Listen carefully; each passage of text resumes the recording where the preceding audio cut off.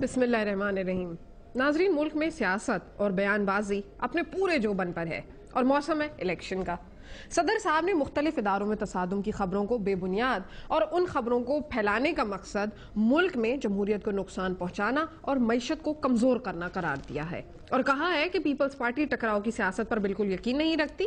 हुकूमत और अदलिया में कोई टकराव नहीं और तमाम कानूनी इशूज को कानूनी तरीके से हल भी किया जाएगा। जनाब, मईशत और इदारे कैसे तबाह हो रहे हैं और करप्शन का बाजार कौन गरम रखे हुए है, ये कोई ढकी छुपी बात नहीं। शायद हुकूमत को खतरा मेमो से ना हो मगर मायूस आवाम से जरूर होगा। मियां साहब कहते हैं कि मुद्दत पूरी करने के चक्कर में हालात ज्यादा खराब हो जाएंगे, इसलिए हुकूमत को चाहिए कि जितनी जल्दी हो मुल्क और जमहूरियत की साख बचाने के लिए खुद इंतखाबात कराने का ऐलान कर दे। सदर और वजीर आजम को खुद एहसास होना चाहिए कि अवाम में उनका इमेज कितना खराब हो रहा है और कौमी इदारे हुकूमत की नाअहली से तबाह हो रहे हैं। तहरीक इंसाफ के बारे में मियां साहब का कहना था कि इस जमात को आगे लाने में स्टैब्लिशमेंट किरदार अदा कर रही है और स्टैब्लिशमेंट को अपने पेशावराना किरदार तक महदूद रहना चाहिए। मियां नवाज शरीफ ने तहरीक इंसाफ के खान साहब को 10-10 ओवर्स के मैच का जो मजाक चैलेंज में किया था, उस पर खान साहब भी संजीदा हो गए और उसका इजहार उन्होंने कल अपने कसूर के जलसे में भी किया है। मगर नाजरीन, मुल्की हालात आजकल ना तो क्रिकेट के हैं और ना ही मुकाबला किसी मैदान में हो रहा है। हालात तो ये बता रहे हैं कि खान साहब का सारा जोर और उम्मीदों का महवर पंजाब है।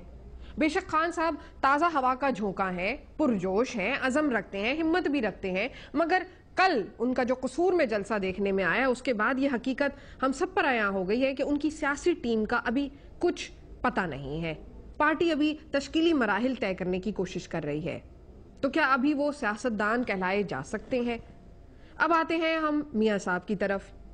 नून लीग की अगर हम बात करते हैं तो नून लीग ना सिर्फ वफाक में बल्कि 2 मरतबा पंजाब में भी हुकूमत बना चुकी है। सेनेट समेत कौमी और सूबाई असम्बलियों में भी उनकी जमात भरपूर तरीके से मौजूद है और मौजूदा असम्बलियों में ऑपोजिशन का किरदार भी अदा कर रही है। सियासत, हुकूमत, कैद, मुकदमे, जलावतनी के मैदान, मियां साहब इसके लिए ये सब कुछ कोई भी नई चीज नहीं है, ये सब वो कर चुके हैं और मुल्की और बैनुल अक़वामी एस्टैब्लिशमेंट से रवाबित के मजे भी जग चुके हैं। मगर आने वाला वक्त ये भी बता रहा है कि अगले इलेक्शन में पंजाब से एक मजहबी इत्तेहाद भी सामने आ सकता है, जिससे ये अंदाजा लगाना मुश्किल नहीं कि हवा किस जानिब चल पड़ी है। मगर इस हकीकत को भी कोई नहीं झुटला सकता कि अवाम के साथ साथ कुछ बड़े सियासी नाम भी अपनी पार्टियों से बेजार दिखाई देते हैं, जिसकी सबसे बड़ी मिसाल पिछले 2 हफ्तों में तहरीक इंसाफ में शमूलियत भी नजर आती है। और शायद यही वजह है कि बड़े सियासतदान अपने बड़े बड़े महलों से निकल के आज शहरों का रुख कर रहे हैं और बलूचिस्तान की भी फिक्र कर रहे हैं।